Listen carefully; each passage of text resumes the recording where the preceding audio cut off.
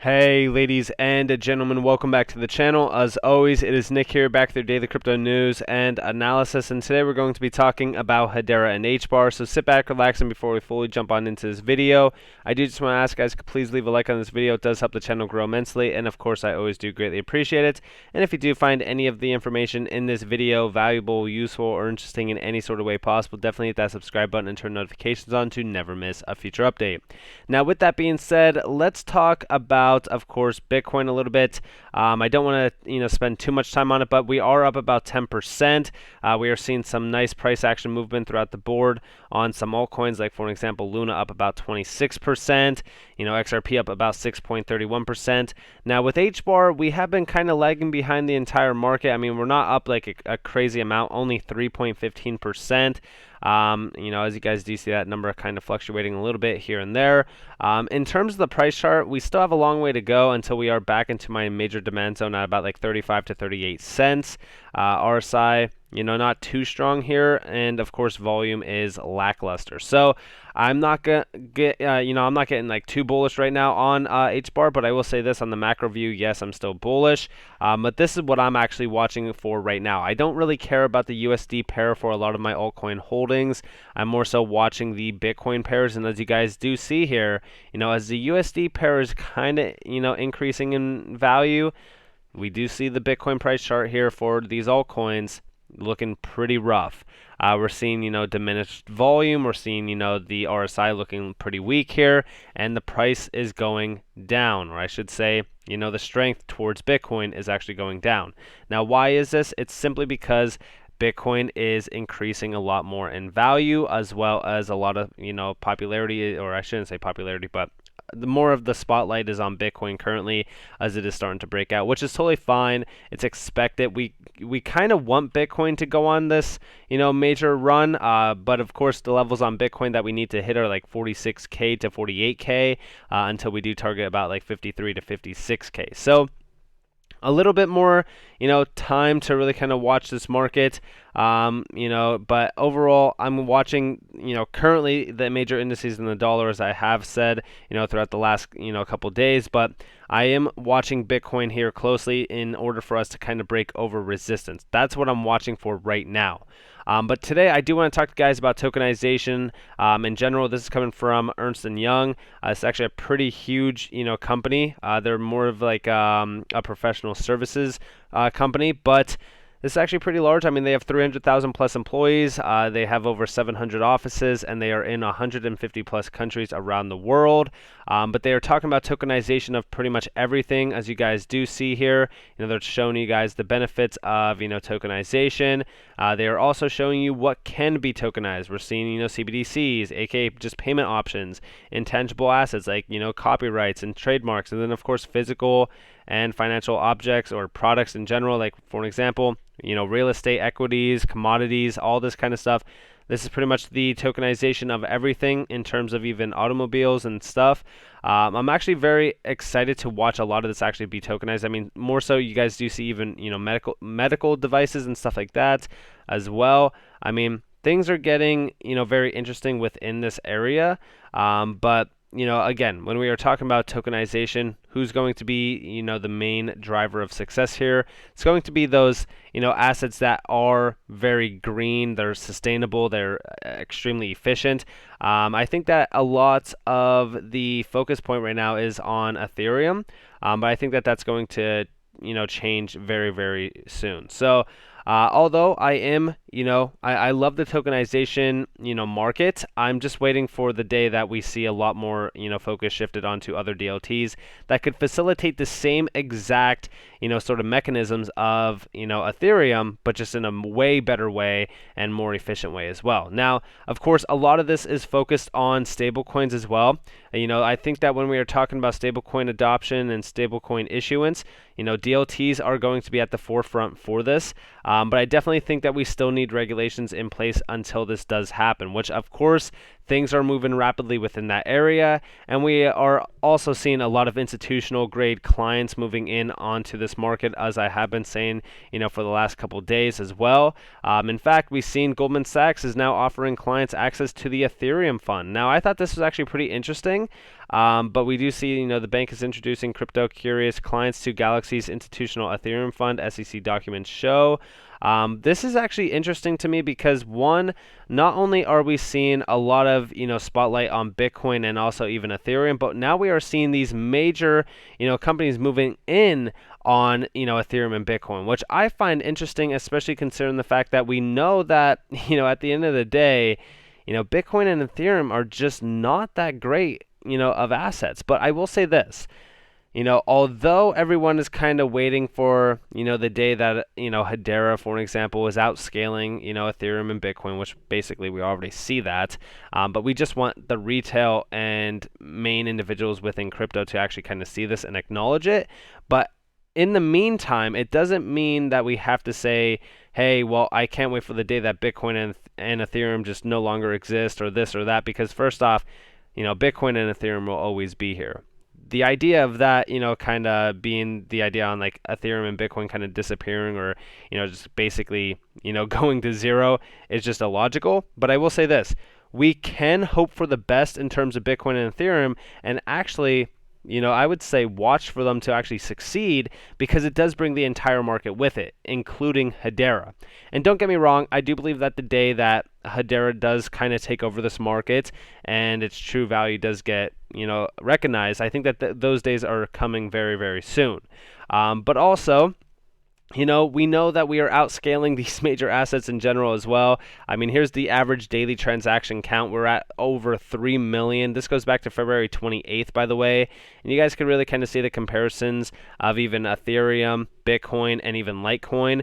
And we're outscaling all three combined. But in my opinion, again, when we are talking about DLTs, we're talking about, just technology alone.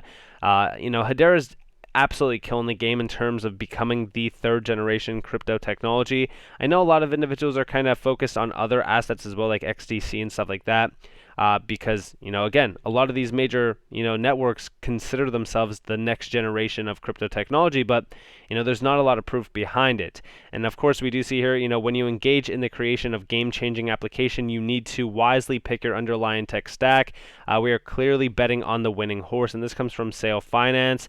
I'm sure that, you guys are probably all aware of Sale Finance at this point. I've talked about them just like last week, I think.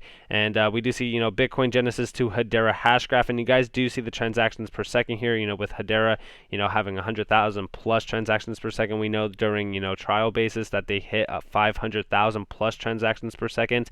But not only that, but they can do unlimited transactions per second with, sharding. Now, with the idea of that, we also go back to this chart here.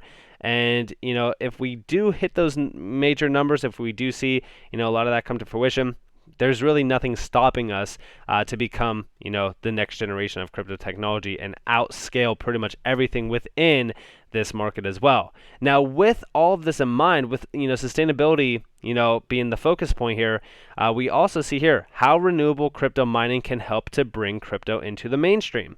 I want you to all realize the major factors that are actually bringing, or I should say, marching forward crypto adoption, and it is kind of all around clean energy. I've talked to you guys about this even with Energy Web Token, more so kind of putting a focus point on the major winning factors behind a lot of these networks. Now, you could argue that a lot of what we see throughout this market being the successful thing is, more so speculation and hype.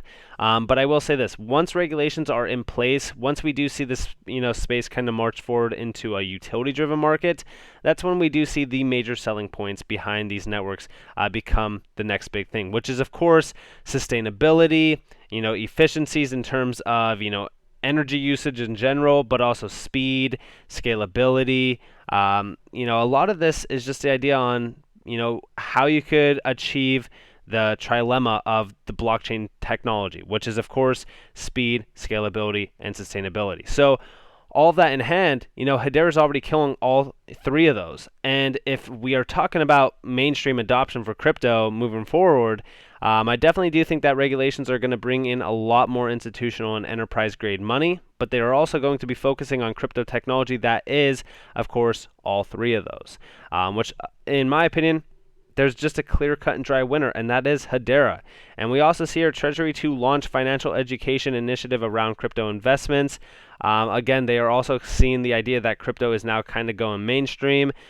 We do see, we're hearing more and more about investors and households who are purchasing crypto assets, and we recognize the complexity of how some of these assets operate. So again, this is all talking about the mainstream idea of crypto. I mean, crypto is growing day by day, and now they are trying to have a focus on education, especially even in terms of regulations moving in on this space as well. I think that this technology is going to continue to be adopted in. I think that when we are talking about CBDCs and tokenization, I think that that area is going to continue to grow in demand. I've always said, tokenization is probably one of my favorite aspects of this market, just because I see a lot of what's growing in value in this market being sort of, I would say, centered around tokenization. I mean, even in terms of CBDCs and stuff like that, everybody loves CBDCs and DeFi because, of course, when we talk about that, I mean, it's money. I mean, everybody's in this market to, of course, at the end of the day, make money. But in my opinion, I think that we should be also focused on the bigger picture here, which is, of course, tokenization of massive markets that are worth trillions of dollars as well, not just only banking and financial services, because there's still a lot of money in other things as well. So I'm very excited to see a lot more of this, sort of innovation happening, where we are teaching a lot more individuals about crypto, because I think that right now that's a major lacking area, even within governments as well. Like we see the Senate, for example, lacking information. We see these major government officials lacking information around crypto, and that is what's sparking these major I would say terrible discussions around crypto and how to regulate it fully. Which, talking about regulations, here we have Hbar and crypto regulation, registered with the SEC, governed by the world's largest law firms, and of course, SAFT over ICO. And listen closely to, what Lehman Baird has to say here as well about, regulations within Hedera. Typically, the history of any kind of market is that you have this enormous springing up of thousands and thousands of companies, and then you have a crash, and then you get down to 3 or 4, whatever, big companies that continue on there. And that's the way every revolution tends to happen. I'm sure we'll see the same pattern here. And basically, what he's saying is, you have this mass adoption happen, followed by a massive crash, and then after that crash, you see the clear winners, take over. It's similar to what happened with, the stock market boom, aka the .com boom, which we know how that ended. A lot of the major companies that did make their way out of it, became, household names like Amazon and stuff. So we're going to be seeing that same sort of pattern repeated here in crypto. I honestly think that this is going to lead us to, a utility-driven market. I also think that we will see this after a massive crashing event. I think that we still have, possibly 1 or 2, bull runs left in place for us before we do see utility truly take over and be the spotlight of attention. But don't think that it's going to kill Bitcoin and Ethereum. I don't think like that. I think that we will see, something take their place, but there's always going to be Bitcoin and Ethereum. Anybody will be able to buy, for example, Bitcoin or Ethereum. It's just the idea that we will see clear winners taken over in terms of the top, 10, top 25, top 50, right? So, I definitely think our time is near. I think that we are going to see a lot more movement throughout this altcoin market. I think that we're going to see an incredible year ahead for crypto in general. As I said, even, ranging into 2022, I said this year is going to be incredible for crypto, not only from price action, but also adoption and innovation in general. So with that being said, I hope that you guys enjoyed this video. If you guys did, definitely leave a like, subscribe, turn notifications on. If you guys want more free content, you guys are more than welcome to follow me on Twitter and join the free Discord down in the description below. As always, I hope that you all have a beautiful day or beautiful night wherever you guys are in this beautiful world. This has been Nick. Peace out, guys.